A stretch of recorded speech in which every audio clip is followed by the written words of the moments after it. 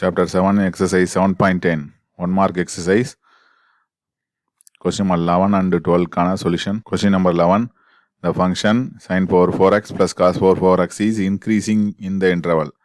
Sin power 4x plus cos power 4x என்ற சார்பு வந்து இறங்கும் இடைவெளியை கண்டுபிடிக்கணும்.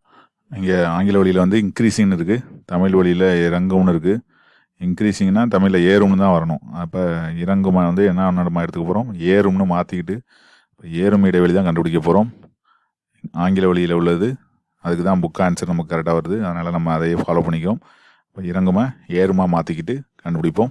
ஏறும் இறங்கும் இடைவெளிக்கு என்ன பண்ணணும் அப்படின்னு நமக்கு தெரியும். அதாவது இன்க்ரீசிங் டிக்ரீசிங் இன்டர்வல் கண்டுபிடிக்கிறதுக்கு எஃப் ஆஃப் எக்ஸை டிஃப்ரென்ஷியேட் பண்ணி F dash of X equal to 0ன்னு வச்சுக்கிட்டு வரக்கூடிய எக்ஸ் வேல்யூ எடுத்துக்கிட்டு ஒரு ரியல் லைனில் இன்டர்வலாக பிரித்து அந்த இன்டர்வல் நடுவில் இருக்கிற வேல்யூவை இந்த எஃப் டேஷ் ஆஃப் எக்ஸில் சப்ஸ்டிட் பண்ணால் பாசிட்டிவ்னா இன்க்ரீசிங், நெகட்டிவ்னா இறங்கும் அப்படிங்கிறது நமக்கு தெரியும். இதுதான் இங்கே செக் பண்ண போகிறோம். இப்போ எஃப் ஆஃப் எக்ஸ் கொடுத்துருக்காங்க. எஃப் ஆஃப் எக்ஸ் என்னென்னா sine power 4x plus cos power 4x differentiate பண்ணுவோம். F dash of X X power 4 மாதிரி நினச்சிக்கோம். எக்ஸ் பவர் 4 அப்படின்னா 4x³ மாதிரி 4 sine cube x into sine எக்ஸை டிஃப்ரென்ஷியேட் பண்ணால் காஸ் எக்ஸ். ஓகே, ப்ளஸ் இதையும் x power 4 நினச்சா 4 cos cube x into cos x அப்போனா minus sine x. ரெண்டுலேயுமே காமனாக எதை எடுத்துருவோம், 4 சைன் எக்ஸ் காஸ் எக்ஸை வெளில எடுத்துட்டோம்னா மிச்சம் என்ன கிடைக்கும், இதில் சைனில் ஸ்கொயர்டு மிச்சம் இருக்கும், மைனஸ் இதில் காசில் ஸ்கொயர்டு மிச்சம் இருக்கும். Cos squared X minus sine squared எக்ஸுங்கிறது என்னென்னு தெரியும் நமக்கு. Cos squared X minus sine squared X equal to cos 2x. அப்படியே மாற்றி எழுதினோம்னா sine squared X minus cos squared X equal to minus cos 2x. அதை இங்கே சப்ஸ்டிட் பண்ணிக்கும். வெளியில் இருக்கிறதுல 2 இன்ட்டு 2 சைன் எக்ஸ்ன்னு எழுதிக்கும் காஸ் எக்ஸ். இது வந்து minus cos 2x. 2 sine X cos எக்ஸ்ங்கிறது சைன் 2x. 2 சைன் ஏ காசுங்கிறது சைன் 2x. அதுக்கு ஃபார்முலா நமக்கு தெரியும். 2 சைன் எக்ஸ் காஸ் எக்ஸ் அப்படிங்கிற மாதிரி இருந்துச்சுன்னா அது சைன் 2xன்னு எழுதலாம். அதை அங்கே எழுதியிருக்கோம். அகைன் இந்த ஒரு மைனஸ் இருக்குது, மல்டிபிளே தான் இருக்குது, அதனால் மைனஸ் வந்து முன்னாடி போட்டுக்கலாம். அகைன் காஸ் 2x, மறுபடியும் மைனஸ் 2 சைன் எக்ஸ் காசுங்கிறது சைன் 2x மாதிரி சைன் 2 இன்ட்டு 2x அப்போ 4x ஆகிடுது. இதுதான் எஃப் டேஷ் ஆஃப் எக்ஸ். ஒரே டைம் ஆக்கினோம்னா நமக்கு சிக்கல் இல்லாமல் அடுத்த ஸ்டெப்ஸ்லாம் கண்டுபிடிச்சிடலாம். இப்போது நமக்கு தேவையானது F dash of X equal 0ன்னு கண்டுபிடிச்சோம்னா எக்ஸ் வேல்யூஸ் கிடைக்கும். F dash of X equal 0னா sine 4x minus sine 4x equal 0னா சைன் 4x ஈக்குவல் 0 தான்.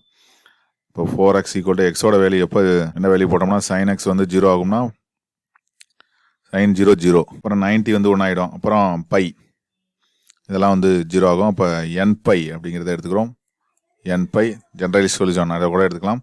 இப்போ எக்ஸ் ஈக்குவல் டு எவ்வளவு கிடைக்கும்னா இந்த 4ஆல் டிவைட் பண்ணிடும். என் பை பை 4. எக்ஸோட வேல்யூ என்னென்னலாம் கிடைக்கும், 0 கிடைக்கும், பை பை 4. அடுத்து 2 பை பை 4னா பை பை 2, அடுத்து 3 பை பை 4, அடுத்தது பை, அப்புறம் இதே மாதிரி போயிட்டே இருக்கும். இந்த ரியல் லைனில் குறித்து இன்டர்வலாக நம்ம பிரிப்போம். என்னென்ன இன்டர்வல் கிடைக்கும், 0, பை பை 4, அப்புறம் பை பை 4, பை பை 2, அப்புறம் அதே மாதிரி இன்டர்வல்லாம் போகும். இப்போ இந்த மாதிரி டைப்பில் ஏதாவது இன்டர்வல் இருக்கா அப்படின்னு பார்த்தோம்னா இந்த 2 இன்டர்வல் இருக்குது. இப்போ எது இன்க்ரீசிங் எது டிக்ரீசிங்கிறத நம்ம பார்ப்போம். இந்த இன்டர்வல் உள்ள வேல்யூ எடுத்து சப்ஸ்டிட் பண்ணி பார்ப்போம். 0, பை பை 4ல் உள்ள வேல்யூவை சப்ஸ்டிட் பண்ணி பார்ப்போமே. எஃப் டேஷ் ஆஃப் எக்ஸில் x belongs to 0, pi by 4. F dash of எக்ஸோட வேல்யூ இந்த மைனஸ் இருக்கு முன்னாடி, இந்த மைனஸ் இருக்கிற வேல்யூ வந்து சேஞ்ச் ஆகாது. ஏன்னா வர்றது பாசிட்டிவ், அதனால் கண்டிப்பாக சேஞ்ச் ஆகாது. அதனால் நமக்கு கிடைக்கக்கூடியது லெஸ் தேன் 0 தான் கிடைக்கும். நமக்கு தேவை வந்து இன்க்ரீசிங் இன்டர்வல் தான் வேணும். இங்கே இறங்கும் சார்புன்னு கேட்டிருந்தாலும் நமக்கு அது இல்லை, ஏறும் சார்புன்னு மாற்றிக்கணும். ஏன்னா இங்கே இங்கிலீஷில் இன்க்ரீசிங் இருக்கிறதுனால இதையும் நம்ம ஏறும் சார்புன்னு மாற்றிக்கிறோம் கொஸ்டினை. இப்போ எக்ஸ் பிலாங்ஸ் டு அடுத்த இன்டர்வல் என்ன, பை பை 4, பை பை 2ல் இல்லை வேல்யூ ஒன்று சப்ஸ்டிட் பண்ணுவோம். 45 அப்புறம் 60, எக்ஸ் ஈக்குவல் டு 60, அதாவது பை பை 3 வேல்யூ சப்ஸ்டிட் பண்ணுறோம். எஃப் டேஷ் ஆஃப் எக்ஸ் என்னாகும், minus sine 4 pi by 3, 4 pi by 3னா 460, 240, தேர்டு குவாட்ரண்ட் வந்துடும். சைன் 240ங்கிறது மைனஸில் வரும், ஏற்கனவே மைனஸ் இருக்குது, அது இப்போ ப்ளஸ் ஆகிடும். இப்போ மைனஸ் சைன் 16 கிடைக்கும், இப்போ ப்ளஸ் சைன் 60, அதாவது 3/2 கிடச்சிரும். அதனால் இது வந்து கிரேட்டர் தென் 0 ஆகிடுது. அப்போ இன்க்ரீசிங் இந்த இன்டர்வல் இதில் தான் வந்து கிரேட்டர் தென் 0 வருது. இப்போ இன்க்ரீசிங் எந்த இன்டர்வல் அப்படின்னா ரெண்டாவது interval pi by 4, pi by 2ல். இப்போ ஆப்ஷன் நம்பர் 3 அப்படிங்கிறது சரியானது. இது எக்ஸசைஸில் some number 11. Some number 12. The number given by the Rolle's theorem for the function x cube minus 3x squared x belongs to 0,3. இந்த சார்பிற்கு ரோலின் தேற்றத்தை நிறைவு செய்யும் என்ன அப்படின்னு கண்டுபிடிக்கணும். அது இந்த 0,3க்கு நடுவில் இருக்கணும் அப்படிங்கிறது நமக்கு தெரியும். ரோலின் தேற்றத்தை நிறைவு செய்யும் என்ன கண்டுபிடிக்கணும்னா நமக்கு என்ன பண்ணணும் தெரியும். f dash of c equal to 0ன்னு வச்சு வரக்கூடிய c value. f dash of x கண்டுபிடிக்கணும்.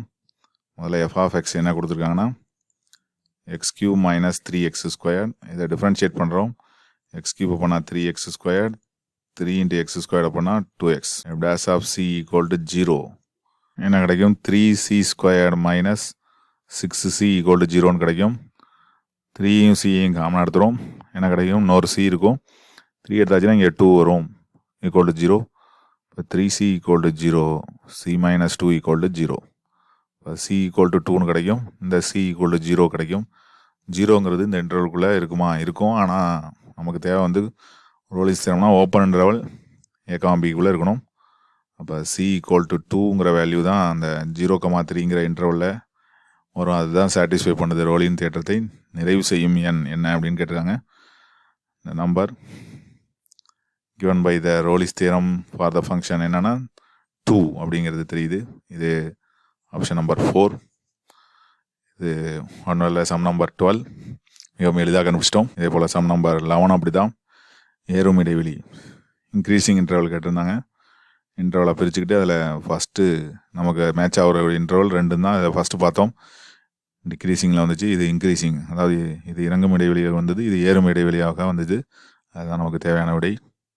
தேங்க்ஸ் ஃபார் வாட்சிங்.